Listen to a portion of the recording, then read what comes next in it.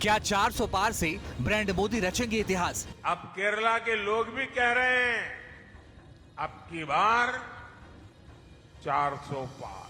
क्या पीएम मोदी को हैट्रिक लगाने से रोक पाएगा इंडिया? फाइनेंशियल सर्वे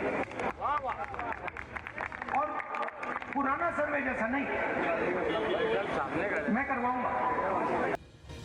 इन्हीं सरगर्मी के बीच अब देश में चुनावी बिगुल बजने वाला है। इंतजार की घड़ियां खत्म होने वाली हैं और सामने आने वाली है 2024 लोकसभा चुनाव की पूरी टाइमलाइन। 24 का चुनाव कितने चरणों में होगा? 80 लोकसभा सीटों वाले यूपी में कितने दिन चुनाव के होंगे? जम्मू कश्मीर, पूर्वोत्तर से लेकर दक्षिणी राज्यों तक किस किस फेज में वोट पड़ेंगे? पूरी तस्वीर और तारीखें चंद घंटों बाद साफ हो जाएंगी। अब तक 3 लोकसभा के चुनावी कैलेंडर को देखें तो तीनों ही चुनाव में फेज अलग अलग रहे। 2019 का लोकसभा चुनाव 7 चरणों में हुआ था और नतीजे 23 मई को आए थे। 2024 का लोकसभा चुनाव 9 चरणों में हुआ था और नतीजे 16 मई को आए थे। जबकि 2009 का लोकसभा चुनाव सबसे कम फेज यानी 5 फेज में हुए थे, तब भी नतीजे 16 मई को आए थे।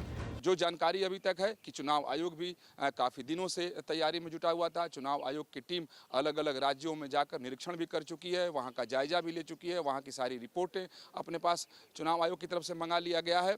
तो सभी राज्यों की समीक्षा बैठक चुनाव आयोग की तरफ से हो गया है।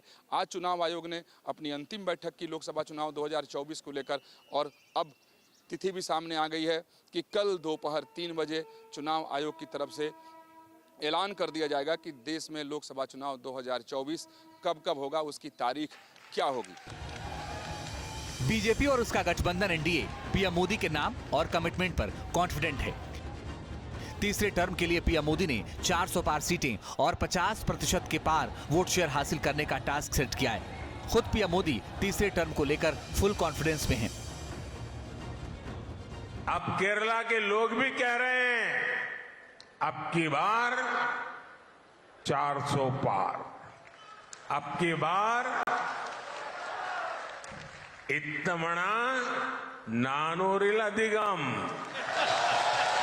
इस बार केरला में कमल खिलने जा रहा है। केरला में जनता हमें पिछले चुनावों में डबल डिजिट वोट परसेंट वाली पार्टी बना चुकी है। अब बीजेपी के लिए डबल डिजिट सीट्स की मंजिल बहुत दूर नहीं है। भारत माता की। अगर मोदी युग में एनडीए इस लक्ष्य को हासिल कर लेता है तो नया इतिहास बन जाएगा। 1984 में इंदिरा गांधी की हत्या के बाद हुए लोकसभा चुनाव में राजीव गांधी के नाम सबसे ज्यादा वोटों और सीटों का रिकॉर्ड है। 1984 में राजीव गांधी को 414 सीटें मिली थीं और वोट शेयर 49.1% था।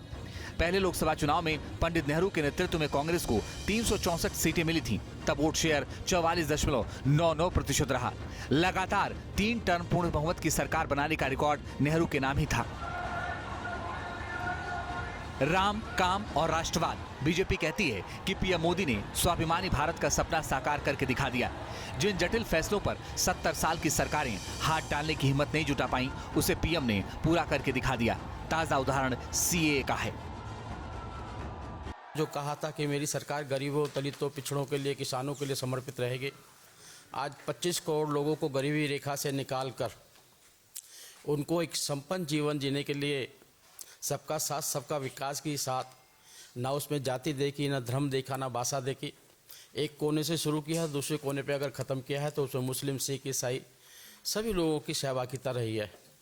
और आज जिस प्रकार से उनका लगातार ग्राफ बढ़ रहा है, उसी प्रकार से भारतीय जनता पार्टी का भी ग्राफ बढ़ रहा है। 5 साल 5 न्याय, 25 गारंटी हमारे ओर से, नारी न्याय, युवा न्याय, किसान न्याय, श्रमिक न्याय, हिस्सेदारी न्याय, 25 गारंटियों के साथ हम जा रहे हैं। उसी के आधार पर हम जनादेश मांग रहे हैं। और बीजेपी क्या कह रही है? ध्रुवीकरण, विभाजीकरण नीतियाँ, विभाजीकरण नीयत, ऐसे ही मुद्दे उठाते हैं जो समाज को तोड़ते हैं। जबकि विपक्ष, खासकर इंडिया गठबंधन, कास्ट सेंसिटिव, बेरोजगारी, महंगाई, आर्थिक चुनौतियों को तुरुप का इक्का मानकर बिसात बिछा रहा है। पीएम मोदी को हैट्रिक लगाने से रोकने के लिए विपक्ष ने भी बड़ा प्रयोग किया था। 27 दलों के साथ मिलकर इंडिया गठबंधन बना था, मगर चुनाव आते आते गठबंधन के सूत्रधार नीतीश कुमार पाला बदल चुके हैं। ममता बनर्जी अकेले चुनाव लड़ने को लेकर पत्ते खोल चुकी हैं। पंजाब में गठबंधन का फॉर्मूला सेट नहीं हुआ और तो और सीट शेयरिंग अभी महाराष्ट्र, तमिलनाडु जैसे राज्यों में फंसा है। और विपक्षी खेमे से चेहरा कौन होगा, इन सवालों पर भी सस्पेंस बना हुआ है। Team news nation.